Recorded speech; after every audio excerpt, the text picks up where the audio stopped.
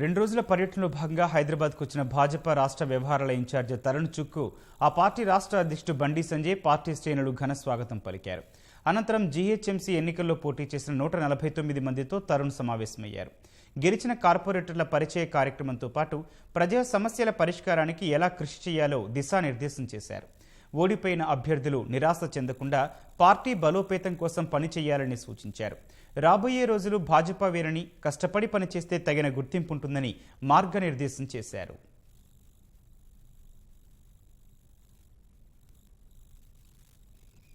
ప్రస్తుతం హైదరాబాద్లో తరుణ్ చుగ్గు మాట్లాడుతున్నారు. ప్రత్యక్ష ప్రసారం ద్వారా చూద్దాం. बेटा भी है, बाप भी है, बिटिया भी है, दामाद भी है, दामाद का रिश्तेदार भी है, बहनोई भी है.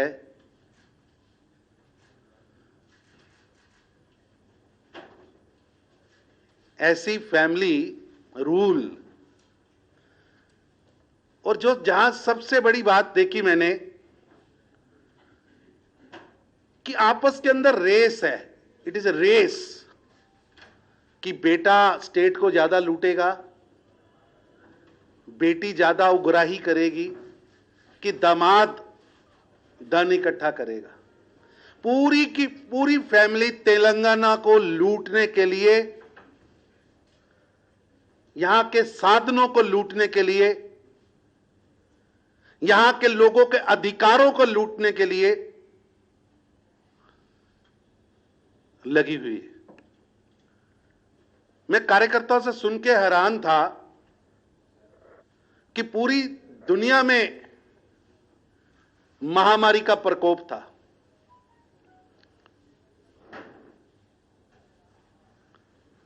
तेलंगाना में 2 प्रकोप थे.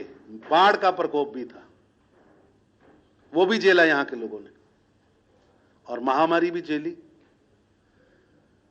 लेकिन सो कॉल्ड एचयूएफ के कर्ता यानी राजा साहेब,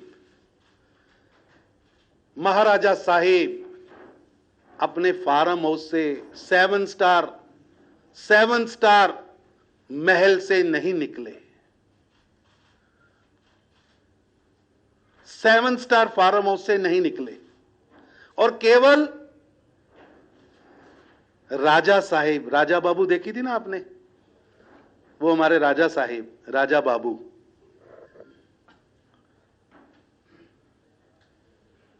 रिलीफ तो बहुत दूर. देश में सरकारें हैं, कर्नाटका की बिल्कुल पास लगती सरकार है. स्टेट गवर्नमेंट ने अपना पैकेज घोषित किया. 8 महीने में रिक्शा वाला, ऑटो वाला, रेडी वाला, खमचे वाला 4 महीने 3 महीने कहां से रोटी खाई. स्टेट के राजा साहेब. मैं राजा बाबू से पूछना चाहता हूं कि कोई दर्द आया उनके मन में.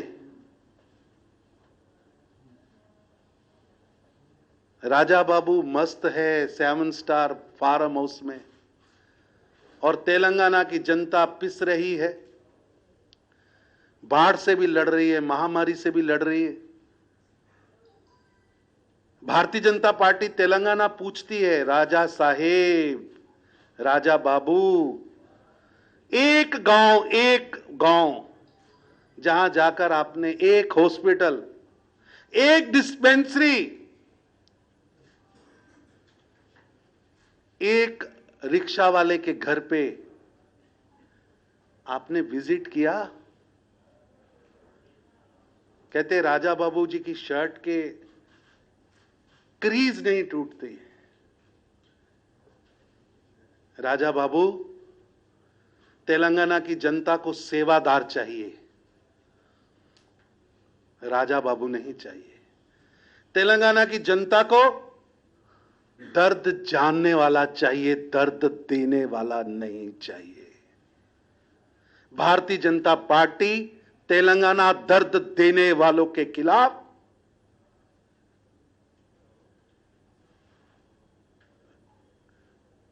उनके चेहरे पर चढ़े नकाब उतारेगी.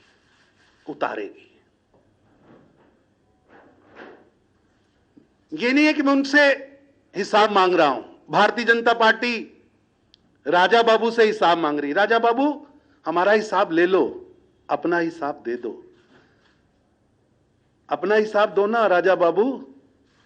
तुम्हारी कितनी शर्ट है, उसका कितना क्रीज अच्छा है वो नहीं, तुमने कितने गरीब के घर पे कुछ पहुंचाया उसका हिसाब दो।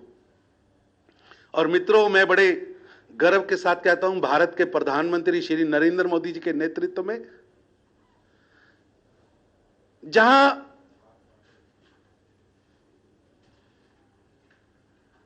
तेलंगाना की सरकार रजवाड़ा शाही की सरकार है, निजाम शाही की सरकार है, राजकर शाही की सरकार है।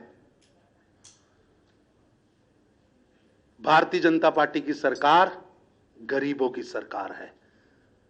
तेलंगाना की सरकार के पास समय नहीं है राजा बाबू को अपने महल से निकलने के लिए, उनके पास समय नहीं है।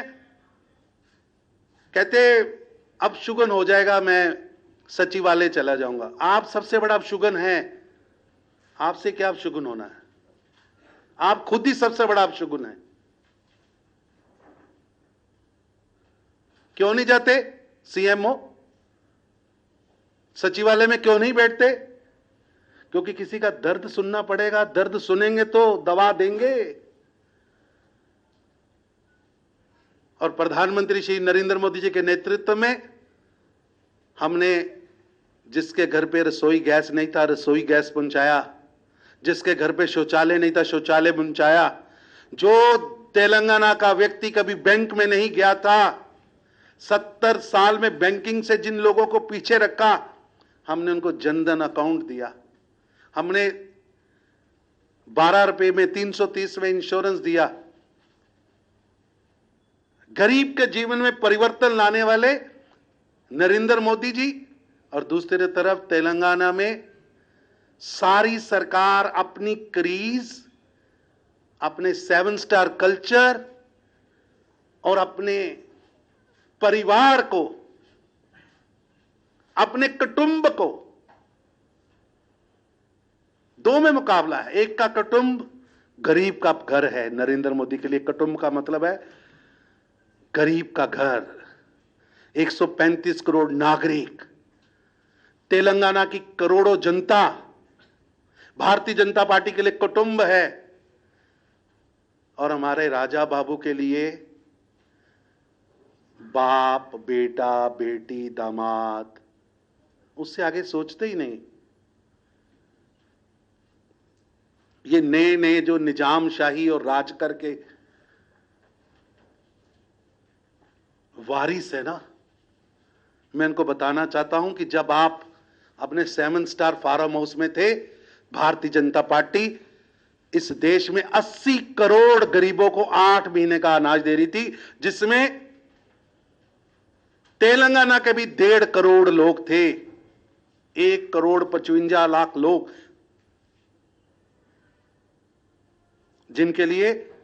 जिनको 500 रुपया हमने उनके बैंक अकाउंट में डाला।